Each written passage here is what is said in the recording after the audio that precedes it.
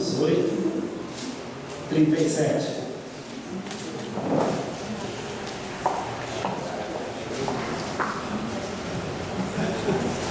A palavra de Deus fala dessa forma: mas em todas essas coisas somos mais do que vencedores por aquele que nos amou. Pai, mais uma vez, em nome de Jesus, nós oferecemos agora essa palavra, que ela possa realmente tocar no nosso coração, possa haver um quebrantamento, possamos, Senhor, estar em plena comunhão contigo, para que Teu Santo Espírito vivifique através da nossa vida. É a oração, Senhor, que eu faço em nome de Jesus.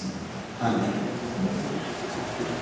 Quero começar desafiando você. Você tem marca de vencedor na tua vida? Eu sei que alguns hoje pela manhã tiveram fazendo um percurso, participaram de uma maratona. Eu sei que nem todos conseguiram completar, mas alguns chegaram. Não chegaram em primeiro, mas conseguiram completar. Mas a Bíblia nos mostra que o vencedor não é aquele que chega em primeiro, mas aquele que consegue completar a carreira. Aquele que tem um propósito, tem um objetivo e vai cumprir. A maior dificuldade nossa é quando nós desfalecemos no meio do caminho.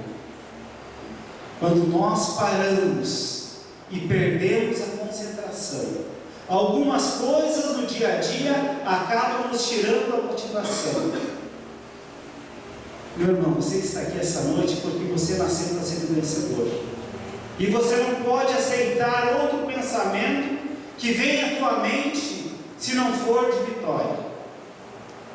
Por quê? Porque Cristo já venceu na cruz por cada um de nós. E hoje, nós apenas temos que tomar posse dessa vitória que Ele conquistou. Uma vitória sobre a morte. Então, nem a morte pode nos separar de alcançarmos o propósito final, que é a coroa da vida. Nem a morte tem esse poder.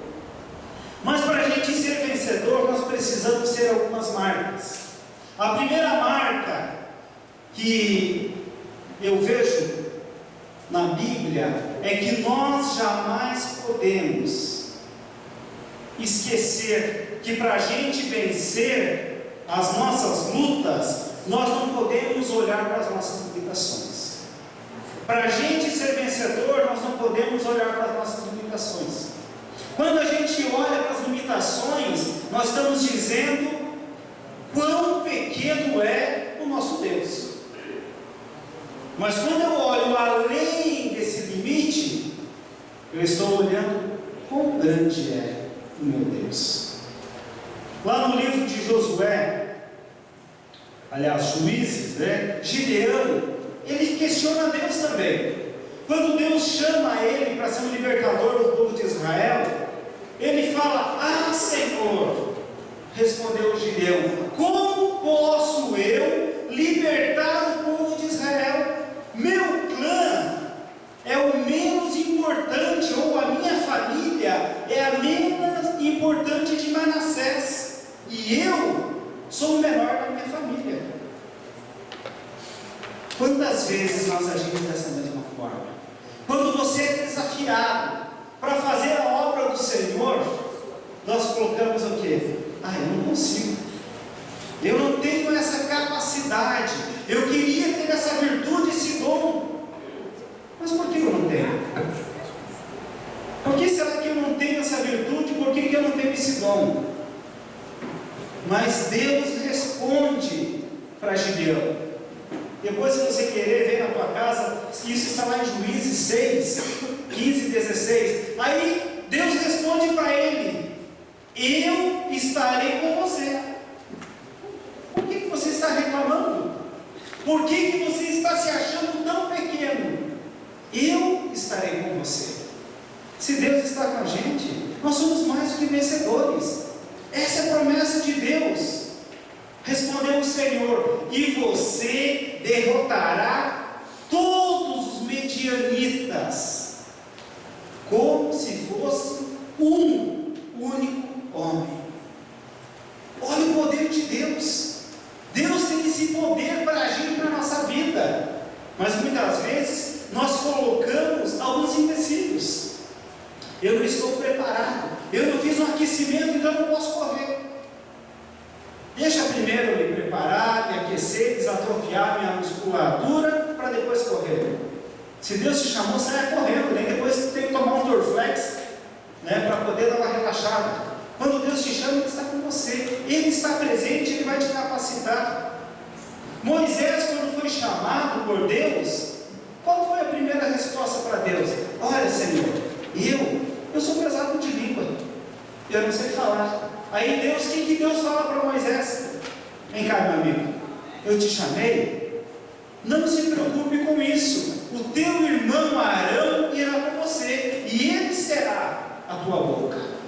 Então não existe desculpa perante Deus, nós apenas temos que aceitar que Deus está no controle. Quando Deus está no controle da nossa vida, por mais difícil que seja a caminhada, por mais que o mar está na tua frente e não abra, Deus vai fazer com que você caminhe sobre as águas. Esse é o desafio de Deus na nossa vida, nós temos que entender isso. Não tem desculpa de idade também. Deus, quando chamou Jeremias falou o que para Deus? Eu sou jovem demais, eu sou uma criança, eu sou um adolescente, então eu não posso fazer, porque eu sou muito jovem. Quantas vezes Deus falou para você fazer alguma coisa, você falou, mas Senhor, eu sou crente novo, eu me batizei há poucos dias, eu estou gatinhando ainda no Evangelho, como que eu vou testemunhar? Como que eu vou pregar para um vizinho meu e não tenho conhecimento? O que Deus diz? Eu porei palavras na tua boca. É confiança.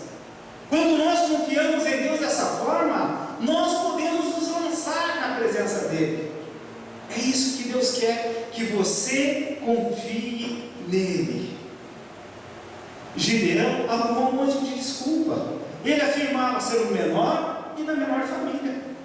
Então eu não posso fazer nada.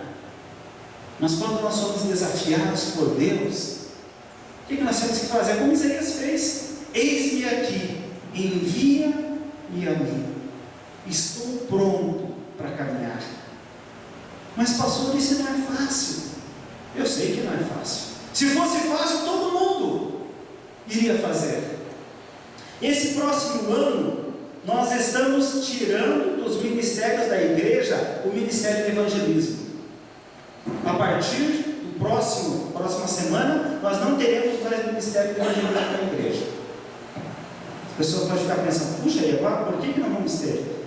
Porque nós temos que ter no nosso DNA uma característica de evangelismo. Cada um é um evangelista. Porque fica muito fácil, nós temos um ministério de evangelismo, o Bill, a Sandra, eles vão fazer. Não, todos nós temos que evangelizar, todos nós temos que ser evangelistas. A irmã Maria tem esse dom, ela vai de porta em porta, entregando uma Bíblia, falando o nome de Deus. Por que você não pode fazer? Por que eu não posso? Mas eu tenho vergonha. Os testemunhos de Jeová não têm vergonha. Sábado de manhã bateram 3 na minha porta, e eu recebi, porque eles estão falando do amor de Deus. Mesmo que eu não acredite em algumas coisas que eles falem, mas eu tenho que dizer que eles estão fazendo a obra do Senhor. Eles estão levando pessoas a conhecer o amor de Deus, coisas que muitas vezes a gente tem vergonha de fazer. Mas Deus chamou cada um de nós. Então não existe desculpa. Se você quer ser vencedor, comece agora. Você não vai ser vencedor somente quando você completar a carreira. Você, para ser vencedor, você tem que começar dando o primeiro passo. Nós temos que ter uma atitude, para ser vencedor, nós temos que ter uma atitude mental positiva. Se a gente, tudo para nós for negativo, tirando, minha família é pequena e eu sou menor. Moisés, sou pesado de língua, eu não consigo fazer. Jeremias, eu sou muito jovem. E você, qual é a desculpa que você tem usado para não ser um vencedor? Qual é a tua desculpa? O que você tem colocado como desculpa para não ser um vencedor? Ah, Senhor, domingo de manhã, eu levantar cedo para ir na escola bíblica, para aprender a palavra, é difícil. O único dia que eu tenho para dormir um pouco mais. Mas sábado de manhã, o Thiago estava lá em casa às 7 horas da manhã para orar. Depois voltou às 10 dormir, né? Mas estava lá. É difícil, pastor, mas é o único dia que eu tenho para dormir um pouco mais. Mas se você não abrir algumas exceções na tua vida, Deus vai cobrar de você isso. Porque você está sendo negligente. Como que você vai completar algo se você não tem um objetivo? Se você não tem algo proposto? Quando nós temos uma mente positiva, uma mente dirigida por Deus, nós somos mais que vencedores. Em Filipenses, no capítulo 4, a palavra de Deus fala: não andem ansiosos por coisa alguma, mas em tudo pela oração e súplica e com ações de graça, apresentem seus pedidos a Deus, e a paz de Deus, que excede todo entendimento, guardará o coração e a mente de vocês em Cristo Jesus. Finalmente, irmãos, tudo que for verdadeiro, tudo que for nobre, tudo que for correto, tudo que for puro, tudo que for amável, tudo que for de boa fama, se houver algo de excelente ou digno de louvor, pense nessas coisas, ponham em prática tudo que vocês aprenderam, receberam, ouviram e viram em mim, e o Deus de paz que está com vocês alegrem-me grandemente no Senhor, porque finalmente vocês renovaram o seu interesse por mim. De fato, vocês já se interessavam, mas não tinham oportunidade para demonstrá-lo. Não estou dizendo isso porque esteja necessitado, pois aprendi a adaptar-me a toda e qualquer circunstância. Sei o que é passar necessidade e sei o que é ter fartura. Aprendi o segredo de viver contente em toda e qualquer situação, seja bem alimentado, seja com fome, tendo muito ou passando necessidade. Tudo posso naquele que me fortalece. Quando nós cremos dessa forma, o apóstolo Paulo estava dizendo: olha, gente, que bom que hoje vocês olham e reconhecem em mim isto. Vocês estão vendo as virtudes de Cristo na minha vida. Então não se calem, não deixem de falar do que vocês viram, do que vocês ouviram. Não sejam negligentes, contem para as pessoas. O melhor evangelismo que você faz é o evangelismo com a tua vida, o evangelismo que você demonstra com as suas atitudes. Se preciso for, use a Bíblia. Mas quando você fala e você vive o que você fala, é isso que Deus se alegra. As pessoas vão olhar para você e dizer: realmente, essa pessoa vive o que está falando. A maior dificuldade hoje no ser humano é dizer: faça o que eu digo, mas não faça o que eu faço. Quantas vezes nós agimos assim? Olhe para mim, mas me olhe pelas costas. Se olhar pela frente, você vai se assustar, porque muitas vezes pelas costas você não vai reconhecer, mas quando você olha nos olhos da pessoa, você consegue identificar todas as suas limitações e todas as suas virtudes. Quando a gente olha na vida de Josué e Caleb, aqueles espias, aqueles 2 dos 10 espias que foram enviados para ver a terra prometida, quando Moisés manda eles irem para Canaã, observar a terra e depois trazer um relatório e passar para o povo, eles vão, e eles chegam e observam e veem que aquela terra é uma terra muito boa, trouxeram de volta frutos da terra, e eles chegam e dizem: aquela terra é uma terra que mana leite e mel, é uma terra muito boa, mas lá existem gigantes, teremos dificuldades. E os outros espias criam um clamor no meio do povo, dizendo: olha, nós vamos ser devorados por um povo que tem lá. Aquele povo olha para a gente como a gente fosse algum inseto. Eles vão pisar sobre nós. É uma terra de gigantes. Se a gente entrar lá, nós vamos ser exterminados. Josué e Caleb, eles pensaram diferente. Eles olharam além das dificuldades. Por quê? Porque eles tinham uma mente positiva.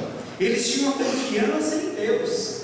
Se Deus nos prometeu, vamos lá e vamos possuir aquela terra.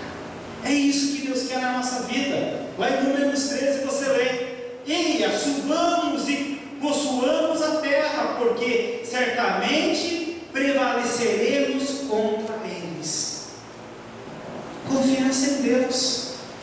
A maioria estava com medo, mas aqueles dois falaram: vamos e vamos possuir a terra, porque Deus está conosco. É isso que nós temos que crer. Hoje, para você pode estar difícil. Você consegue olhar daí sobre essa parede, mas tem uma porta ali, que no momento que Deus abrir aquela porta, você vai ver no horizonte. É isso que Deus quer que a gente entenda na nossa caminhada. Quando eu confio em Deus, eu sei que eu sou mais que vencedor. E quando Paulo fala em Romanos, sabemos que todas as coisas agem para o bem daqueles que o amam, dos que foram chamados de acordo com o seu propósito. Mas que coisas? O que contribui para que eu seja vencedor? Vamos lá, novamente, Romanos 8. Vamos ler a partir do 26.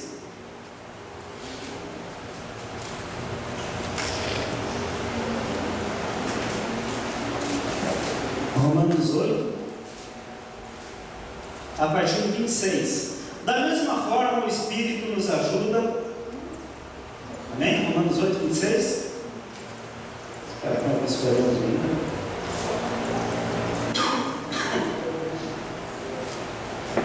Da mesma forma, o Espírito nos ajuda em nossa fraqueza, pois não sabemos como orar, mas o próprio Espírito intercede por nós com gemidos inexprimíveis.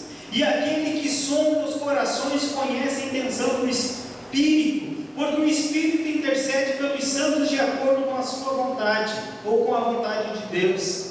Sabemos que Deus age em todas as coisas para o bem daqueles que o amam, dos que foram chamados de acordo com o seu propósito. Pois aqueles que de antemão conheceu também os predestinou para serem conforme a imagem do seu Filho, a fim de que sejam primogênito entre muitos irmãos. E os que predestinou também os chamou, os que chamou também justificou, os que justificou também glorificou. Que diremos, pois, diante dessas coisas? Se Deus é por nós, quem será contra nós? Aquele que não poupou seu próprio Filho, mas o entregou por todos nós, como não nos dará com Ele e de graça todas as coisas? Quem fará alguma acusação contra o escolhido de Deus? É Deus quem nos justifica. Quem nos condenará? Foi Cristo Jesus que morreu e mais, que ressuscitou e está à direita de Deus e também intercede por nós.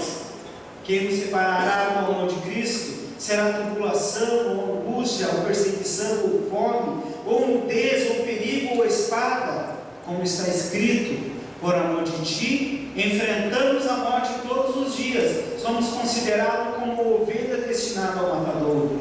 Mas em todas essas coisas, somos mais do que vencedores por meio daquele que nos amou. Em todas essas coisas, meio de tribulação, angústia, perseguição, fome, nudez, perigo, Deus está no controle. Por que eu vou temer? Se Deus prometeu estar comigo todos os dias, por que eu vou temer? Por que eu vou ter medo de alguma coisa?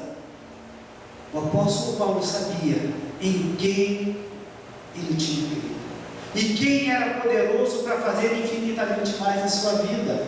Ele tinha essa convicção que somente ele tinha esse poder de sair do caminho do Senhor.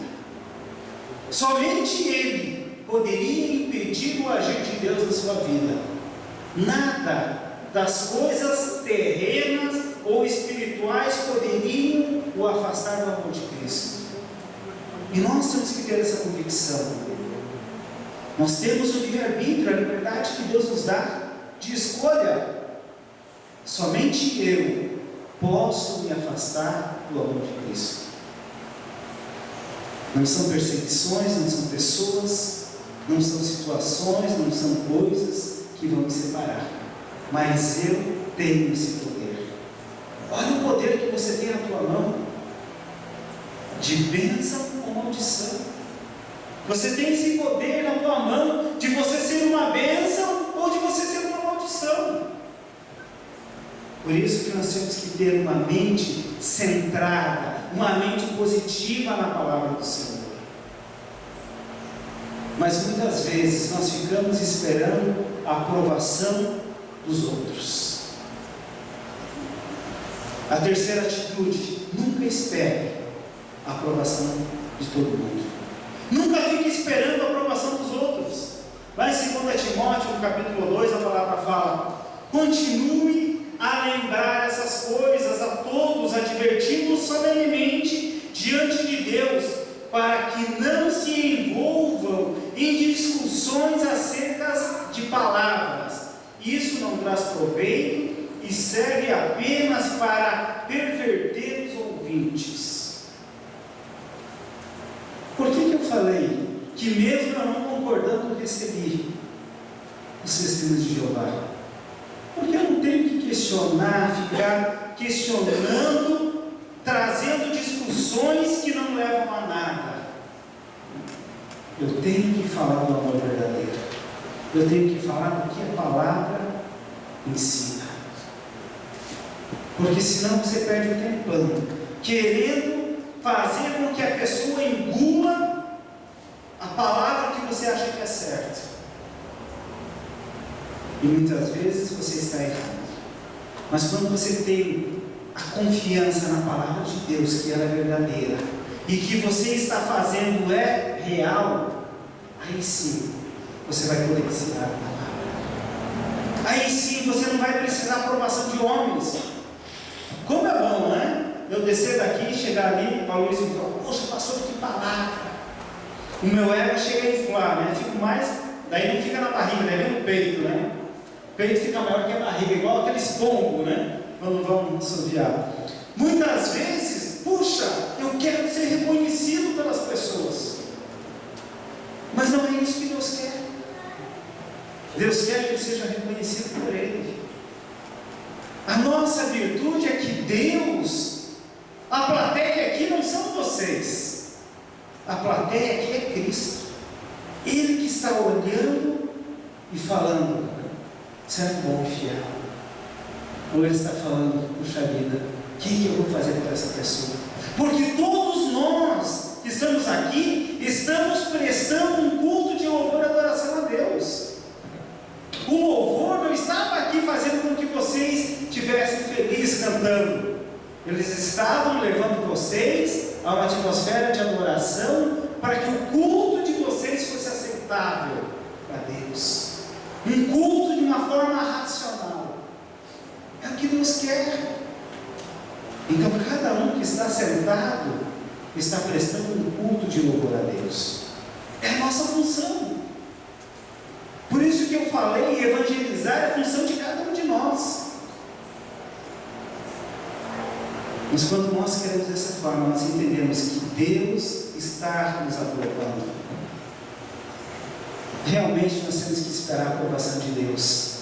Pedro, ele fala no livro de Atos, ele diz: Pedro e os outros apóstolos responderam: é preciso obedecer antes a Deus do que a homens.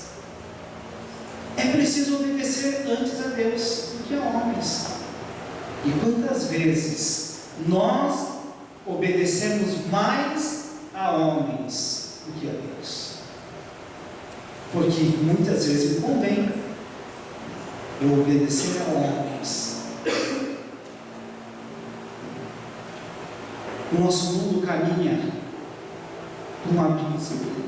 por uma desgraça espiritual, emocional, e muitas vezes nós vamos ser confrontados. Eu fazia muito tempo que não assistia, eu nem sei como que é o nome do programa, passa na Globo de noite, lá no programa de humor. Ontem à noite, tinha alguém lá em casa, daí pediu, pastor, eu queria ver o final da novela, também coisa que eu não assisto. Daí coloquei, aí começou um programa lá, né? Mas gente, todo aquele programa, não existia um quadro daquele programa que não tinha uma pessoa homossexual naquele quadro. Por quê? Porque tudo é normal. Aí na novela também lá, atores de renomes homossexual na novela. Eu falei, puxa vida, né? As pessoas perderam a sensibilidade. Estão dizendo que você ser homossexual é normal. E a Bíblia é bem clara que fala, Deus abandonou essas pessoas pelas suas paixões. Leia em casa Romanos capítulo 1. E Deus não aprova essas ações. Deus reprova. Mas a mídia está trazendo, infiltrando dentro da nossa casa. E nós aceitamos. Que legal, né? É bonito. Não é bonito. Isso dói, isso tem que mexer no nosso coração. Então vocês não gostam dos homossexuais? Amamos. Nós não aceitamos a atitude. Amamos como ser humano, mas reprovamos a atitude. Porque Deus morreu e deu a vida por todos. Todos aqueles que nele creem. E nós temos que ter essa convicção. Mas estão surgindo leis que eu posso sair daqui preso por falar isso. É homofóbico. Não, eu sou servo do Senhor. Eu tenho que falar o que eu creio. Se eles têm direito de falar o que eles querem, o que eles creem, por que eles vão tirar o meu direito de expressão? Nós temos que ter uma atitude e temos que ter a aprovação de Deus. Os homens podem te reprovar, mas Deus vai te aprovar pela tua fidelidade com Ele. E nós temos que crer nisso, temos que viver isso na nossa caminhada. Nós vemos na vida de Elias contra os profetas de Baal. Estava ali, Elias foi desafiado contra os profetas de Baal para construir um altar e colocar um sacrifício e ver qual Deus era o maior, Baal ou o nosso Deus. Aí Elias falou para aqueles profetas, vamos construir. Construíram, colocaram o sacrifício, e agora, podem começar vocês. Então os profetas de Baal começaram a clamar pelo seu Deus, pedindo que ele mandasse fogo do céu e queimasse aquele holocausto. E o Deus que respondesse com fogo era o Deus poderoso. E aqueles profetas passaram o dia todo clamando. A Bíblia diz que eles se mutilavam, dançavam, faziam um monte de coisa, clamando por Baal para que mandasse fogo. Aí Elias chegou em algum momento e ele falou, olha, será que o Deus de vocês não está dormindo? Será que talvez ele não está atendendo outra situação e esqueceu de vocês, que não está respondendo? Ou será que talvez ele está cansado demais para responder vocês? E ele fala, agora vamos fazer diferente. Existe um córrego ali, peguem água, joguem sobre esse altar, e era um altar de pedra, joguem sobre esse sacrifício que está aí, joguem vários baldes de água, para que ele fique bem molhado. Aí esse cara é louco, né? Passamos o dia todo clamando e nada, agora ele quer que molhe ainda esse altar. E Elias se prostra na presença de Deus e pede, Senhor, manda fogo. E Deus manda fogo do céu sobre aquele altar, e aquele altar todo foi consumido, e até aquele córrego que passava ao lado secou, pelo poder do fogo que Deus mandou. Aí eles viram quem era o Deus que que tinha todo o poder. Simplesmente Deus orou. Ele não ficou se mutilando, ele não ficou fazendo nada extravagante. Simplesmente a oração tem uma ação poderosa. E o que aconteceu? Elias levou aqueles profetas e matou todos, para mostrar quem era o Deus de poder. Quantas vezes na nossa vida nós fazemos sacrifícios de dor, ficamos clamando, intercedendo por quem não tem valor nenhum, por quem não vai nos atender? Se é simplesmente você se prostrar na presença de Deus, que Ele vai te honrar. O próprio Jesus, lá no livro de Lucas, no capítulo 7, ele diz: a quem posso, pois, comparar os homens dessa geração? Prosseguiu Jesus: com que se parecem, são como crianças que ficam sentadas na praça e gritam umas às outras. Nós tocamos flautas, mas vocês não dançam. Cantamos um lamento, mas vocês não choram. Pois veio João Batista, que jejuava e não bebia vinho, e vocês dizem: ele tem demônio. Veio o Filho do Homem comendo e bebendo, e vocês dizem: aí está um comilão e beberrão, amigo de publicano e pecadores. Mas a sabedoria é comprovada por todos os seus discípulos. Nós não vamos ter aplauso de homens, não vamos ser aprovados pela maioria. Josué e Caleb foram aprovados, não foi pela maioria, mas a confiança que eles tinham em Deus.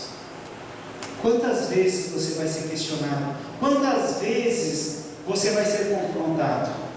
Mas você tem que ter um testemunho inabalável. Tem que ser um testemunho que Deus está agindo na tua vida. Se você não agir assim, meu irmão, você está na rota errada. Você está errando. Você está falhando. Ainda bem que a misericórdia do Senhor transforma a nossa vida. Por isso que existe a misericórdia. Por isso que existe a confissão de pecados. E se você confessar a Cristo, Ele vai te perdoar. Ele vai te tornar de um derrotado vencedor. Mas você tem que confiar. Você tem que confessar. Nós não podemos nos conformar com esse mundo de forma alguma. Nós não podemos nos amoldar. Nós temos que sempre caminharmos com excelência. É um projeto de Deus. O que é excelência na nossa vida? Romanos 12:2, a palavra fala: portanto, irmãos, rogo pela misericórdia de Deus que se ofereçam em sacrifício vivo, santo e agradável a Deus. Este é o culto racional de vocês. Não se amoldem ao padrão desse mundo, mas transformem-se pela renovação da sua mente, para que sejam capazes de experimentar e comprovar a boa e agradável e perfeita vontade de Deus. É isso que Deus quer, que a gente possa comprovar. Quando nós buscamos a excelência, nós somos mais que vencedores.